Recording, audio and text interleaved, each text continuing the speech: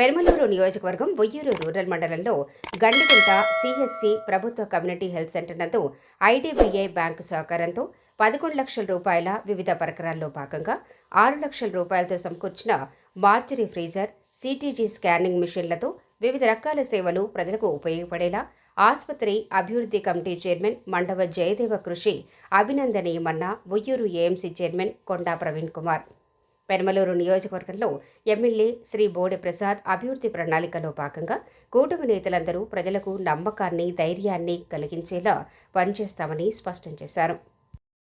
ఉయ్యూరు ప్రభుత్వ ఆసుపత్రిలో పేద వర్గాల ప్రజలకి అత్యున్నతమైనటువంటి వైద్యాన్ని అందించే ప్రక్రియలో భాగంగా కూటమి ప్రభుత్వం ఆధ్వర్యంలో మన స్థానిక శాసనసభ్యులు ఎమ్మెల్యే బోడే ప్రసాద్ గారి సహకారంతో వైద్యులు మరి డాక్టర్ అభిషేక్ గారు, డాక్టర్ మురళీ గారు, ఇతర డాక్టర్లు వాళ్ళందరూ సహకారంతో మన హాస్పిటల్ చైర్మన్గా ఉన్నటువంటి జయదేవ్ గారు వీరందరూ కూడా ఏకైక లక్ష్యం పేద వర్గాల ప్రజలకు నాణ్యమైనటువంటి వైద్యం అందుబాటులో ఉంచాలి. పేద వర్గాల ప్రజలు ఎక్కువ మంది కార్పొరేట్ హాస్పిటల్కి వెళ్ళి ఆర్థికంగా ఇబ్బంది పడుతూ ఉన్నారు.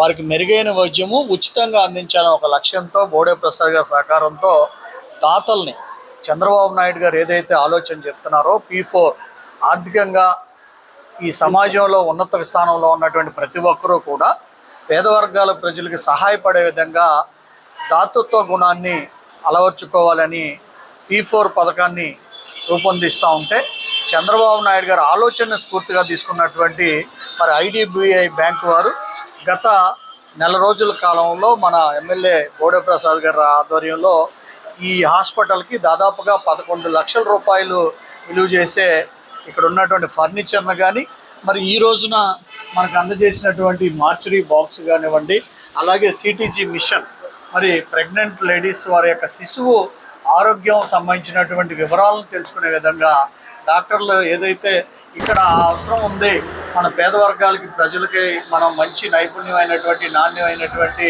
వైద్యం అందించాలంటే ఈ పరికరాలు అవసరమని డాక్టర్ల సూచన మేరకు మరి మన చైర్మన్ గారు ఎమ్మెల్యే బోడే ప్రసాద్ గారు, చైర్మన్ జయదేవ్ గారు దాతల్ని సంప్రదించి మంచి అవకాశాలని అందిపుచ్చుతున్నారు.